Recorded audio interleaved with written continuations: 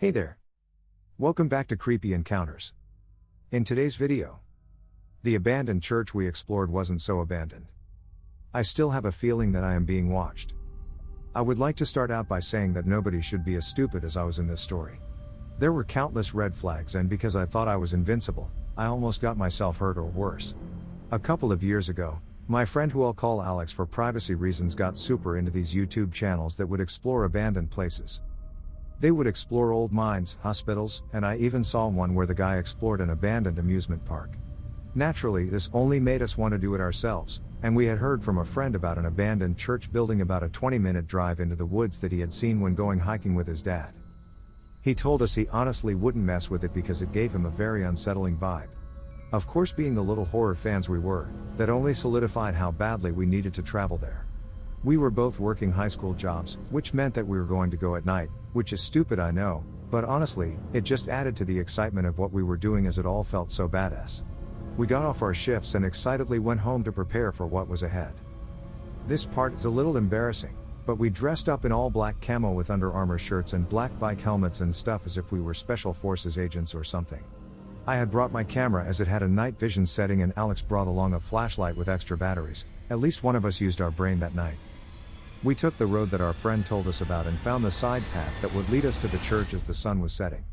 I was honestly terrified, but the rush of excitement that was paired with it made me plow forward with Alex until we were at the church.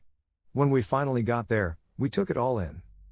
It was actually a pretty huge church, almost in a weird T-looking shape, but with the middle part rising into a sort of cone with windows almost. It was almost completely overgrown, with wooden boards boarding up almost every window on the place except for some really big ones, which just had shards of broken colored glass jutting out from it. By the time we got to the front door, we tried opening it, but it seemed stuck. We took an old metal pole that was on the ground, wedging it between the two doors to get enough leverage to slide it open. After walking in, we saw the door had been barricaded with some old desk-looking thing, and we activated the camera and flashlight as it was almost pitch black inside.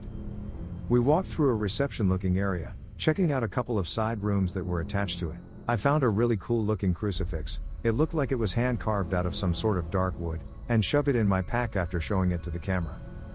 There were two large doors at the end of the reception area, which we assumed lead to the main area. We took a deep breath, and with hands shaking, I pushed open the heavy doors with Alex's flashlight beam over my shoulder. It was a huge area, with some overturned pews and clutter strewn all across the floor as you walked. Alex started screaming out words like echo, and I kicked him in the shins as it bounced off the walls. "Ow dude, what the hell, it's not like we're going to get a noise complaint," he said.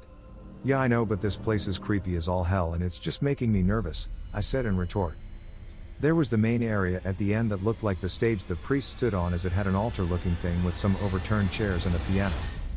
Behind that, however, there were two doors leading on either side, which connected to what I'm assuming was the room the priest would get ready in. We walked around exploring the main room, and as I swept my camera's view around to that area, I noticed two tiny glimmers in the camera coming from that back room. I whispered to Alex about it, and he got excited, saying if it was shiny, maybe someone left something valuable here. We slowly made our way over to the room, and I turned my camera off as it was running low on battery. It took a different kind than what Alex brought. As Alex guided us with the flashlight, we crept into the back room looking around. We couldn't find anything shiny, but the room smelled absolutely deplorable. Alex's flashlight flickered and then abruptly shut off. "You've got to be kidding me, man," Alex cursed out loud. He tried searching through his bag for the batteries, and I flipped my camera back on to help grab them. While he was rummaging through, I noticed something in the corner of the screen. It was very, very slight, but I saw movement. I planned my camera over to the corner of the room by a dresser as my entire body went cold. There was a tall, emaciated man standing upright stiffly in the corner of the room, staring directly at us. He was skinny, with a white unkempt beard and tattered brown pants with no shirt. I couldn't even see his eyes, as in the camera they just looked like grayish-green ovals. I froze completely and stifled a scream, slowly grabbing Alex's hand as hard as I could and started backing out of the room as quietly as possible. He was confused, but I think he realized something was happening by how hard I was holding him, and he backed out without saying a word. As soon as we were out of the room, I told him someone was in the corner, and without missing a beat we sprinted out of the church, almost tripping and falling over random debris as I guided Alex with my hand staring through my shitty night vision camera. Once we got to the car, I struggled to even get the keys into the ignition because I was shaking so badly. As we drove off, me and Alex panically talked about what happened. We never told our parents or called anyone, because we didn't know if it was private property or something and didn't want to get into trouble. I think the scariest part of the whole experience was how tall he was and the way he just stood there, completely silent. I don't know if it was some sort of homeless man or some crazy mental patient, but either way, let's not meet again. This happened around 2008. I was about 12 years old and I had a Facebook. One day I got a friend request from someone I didn't know that went by the name of Modi. I forgot the last name. I accepted it and looked at their profile and they didn't have any photos up and it seemed like they just created the account. I thought nothing of it. Like most 12-year-olds, I was dumb and you will soon see why. Modi messages me and I message back. He asked my age and I gave him a fake age. I told him I was 15 instead of 12. I don't remember him stating his name, but he eventually tells me he lives in Saudi Arabia. I remember we spoke about Islam a lot, and around that time and age I was super into learning new religions and Islam always piqued my interest.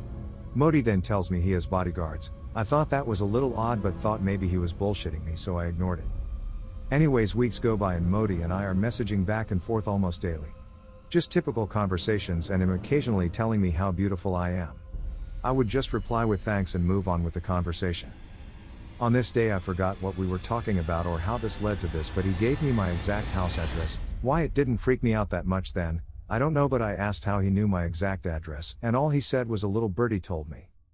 I went to block him, and before I went to block him he bragged how much he was a good hacker, and then I thought maybe that's how he got my address from my IP address or something. I know nothing about computers BTW. I blocked him and thought it was all over with. Nope. The very next day I see him in my messages again, almost like I never blocked him in the first place. He messaged me with pictures of me. With a message following, "I liked watching you after your shower." These were photos of me in my towel and more, and I can only assume he got these from hacking my webcam. I immediately closed my computer and just tried to forget about it. Why at this point I never told my parents is beyond me. I went to block him again and it seemed like he was gone for good. This one day still confuses me and still has me wondering. I went to get my hair cut, and there was one other guy in there. I faintly remember what he looked like. I just remember he had blue scrubs on, black beard and black kinda curly hair, and I think he was wearing glasses and he was reading a newspaper. We made eye contact, and when he saw me he looked shocked and quickly held the newspaper closer to his face and from time to time would peek behind it to see me. When I first saw him a thought came into my mind saying that's Modi, but I was like, how could it be him? He's apparently all the way in Saudi Arabia. I dismissed the thought and got my hair cut. Next day I logged into Facebook at the school library and Modi somehow became unblocked and messaged me again and said, "Nice haircut. You were cute, mind you. I didn't post any photos of me after my haircut, and I never posted anything on my Facebook saying I got a haircut." I asked him how he knew I got a haircut, and he replied, "A little birdie told me." I don't really remember what happened after that. I just remember that was the last time I heard from him. Still to this day I often wonder if he was stalking me in real life and through webcam. Still to this day I don't use Facebook or any social media besides Reddit because of Modi. It just makes me wonder why me and if he ever stopped watching me. I hope you enjoyed the video. Please like and subscribe for more real life creepy encounters around the world. See you in the next video. Bye.